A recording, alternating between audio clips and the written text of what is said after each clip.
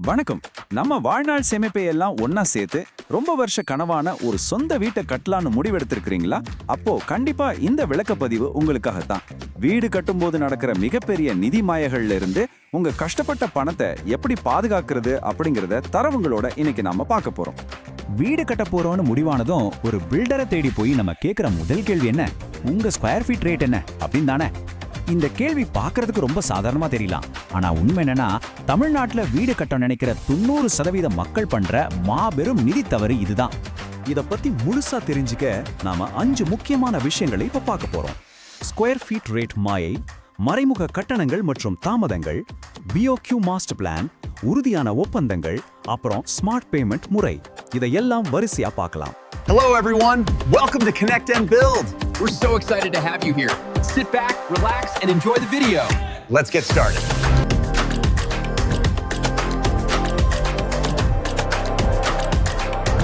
Like, share, and subscribe to Connect and Build to be a part of our team.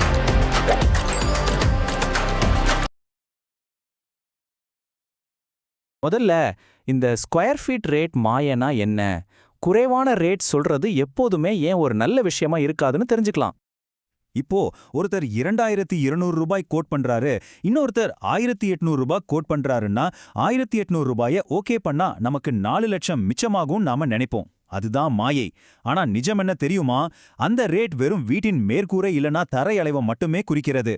நிறைய அத்தியாவசியமான விஷயங்களை இதுல அவங்க சேர்க்கறதே இல்ல.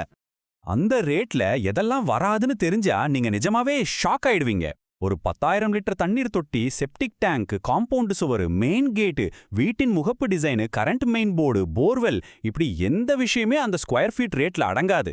இதெல்லாம் மறைச்சிட்டு தான் குறைஞ்ச விலைய காட்டி நம்மள நம்ப வைக்கிறாங்க. சரி, இதனால பட்ஜெட் எப்படி எகுரும்? மறைமுக கட்டணங்கள் மற்றும் ப்ராஜெக்ட் தாமதங்களோட கசப்பான நிஜம் என்னன்னு அடுத்ததா பார்க்கலாம். நீங்க ஒரு 1000 சதுரடி வீட்டை 1800 ரூபாய் ரேட்ல 18 லட்சத்துல முடிச்சிடலான்னு கணக்கு போட்டிருப்பீங்க.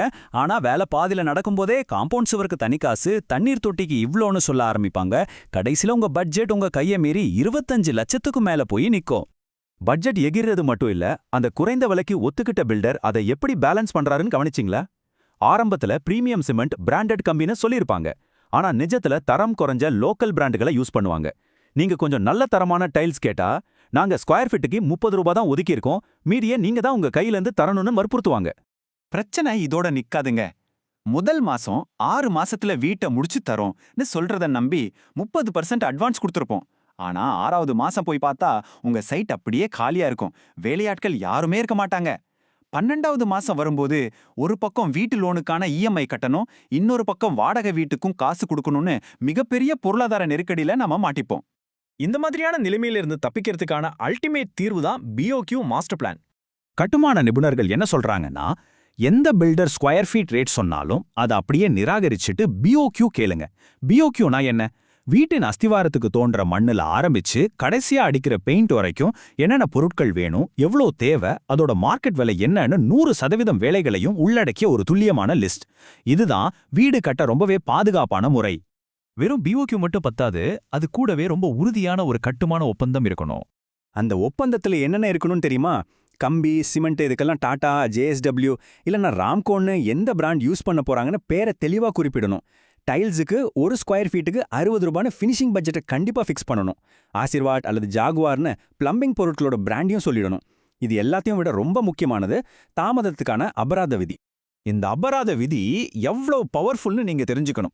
சொன்ன தேதியில வீட்டை ஒப்படைக்கலனா தாமதமாகிற ஒவ்வொரு மாசத்துக்கும் பில்டர் கண்டிப்பா அபராதம் கட்டணும்.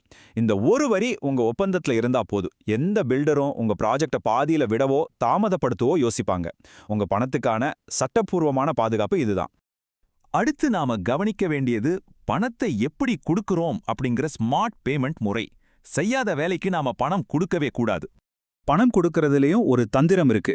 வேலையே நடக்கலனாலும் முதல் மாசம் 30% அட்வான்ஸ், அடுத்த மாசம் 20%ன்னு காலத்தை வச்சு பணம் கொடுக்கறது ஒரு பெரிய ட்ராப். அப்போ 2026க்கான சரியான முறை என்ன? Milestone payment. அதாவது ஒரு குறிப்பிட்ட வேலை முடிஞ்சதே நீங்க நேர்ல பார்த்து உறுதி செஞ்சதுக்கு அப்புறம் அதுக்கான பர்சன்டேஜ் தொகையை மட்டும் விடுவிக்கிறது. இது ரொம்ப லாஜிக்கான விஷயம். பேஸ்மெண்ட் முடிஞ்சதும் 15% பணம், லிண்டல் லெவல் வந்ததும் அடுத்த 15%, ரூஃப் கான்கிரீட் போட்ட பிறகு 20%. இந்த முறையில நீங்க கொடுக்கற ஒவ்வொரு ரூபாய்க்கும் உங்க கண்ணு முன்னாடி வேலை நடந்திருக்கும். ஐயோ காசு கொடுத்துட்டோமே வேலை நடக்கலையே அப்படிங்கிற எந்த ஒரு டென்ஷனும் உங்களுக்கு இருக்கவே இருக்காது. இந்த தகவல்களை நமக்கு கொடுத்த கட்டுமான நிபுணர் பிரேம்குமார் மணிவேல் அவங்களோட கனெக்ட் அண்ட் பில்ட் நிறுவனம் தங்களோட CMOS தொழில்நுட்பம் மூலமா இதே BOQ முறையத்தான் ஃபாலோ பண்றாங்க. எவ்வித மறைமுக கட்டணங்களும் இல்லாம 100% வெளிப்படையான விலையில வீடுகளை கட்டித்தராங்க. இந்த மாதிரி ஒரு ப்ரொஃபஷனலான அப்ரோச் இருக்கிறவங்கள செலக்ட் பண்றது தான் நமக்கும் நல்லது. இந்த விளக்கப்பதிவோட முடிவுல ஒரு முக்கியமான விஷயத்த நம்ம எப்பவுமே மனசுல வச்சுக்கணும். வீடுங்கிறது வெறும் செங்கலாலும் சிமெண்டாலும் மட்டும் கட்டப்படுறதில்ல. அது உங்களோட பல வருஷ வியர்வையாலும் கனவுகளாலும் கட்டப்படுறது. ஒவ்வொரு வீட்டின் பின்னாடி இருக்கிற நம்மளோட உழைப்பையும் ஆசையும் இந்த வார்த்தைகள் ரொம்ப ஆழமா உணர்த்துது இல்லையா? இப்போ உங்களுக்கான கேள்வி இதுதான். நீங்களும் அந்த ஸ்கொயர் ஃபீட் அப்படிங்கிற மாய வலையில விழப்போறீங்களா? இல்ல உங்க கனவு இல்லத்தை பாதுகாக்க BOQவும் வெளிப்படையான ஒப்பந்தமும் வேணும்னு தைரியமா கேட்க போறீங்களா? இந்த தகவல் கண்டிப்பா உங்களுக்கு உதவியா இருந்திருக்கும்னு நம்புறேன். விழிப்புணர்வே உங்க முதலீடு. வீடு கட்ட நினைக்கிறவங்க நண்பர்களுக்கும் இந்த விளக்கப்பதிவை ஷேர் பண்ணுங்க. இன்னொரு இன்ட்ரெஸ்டிங்கான டாபிக்கோட சந்திப்போம்.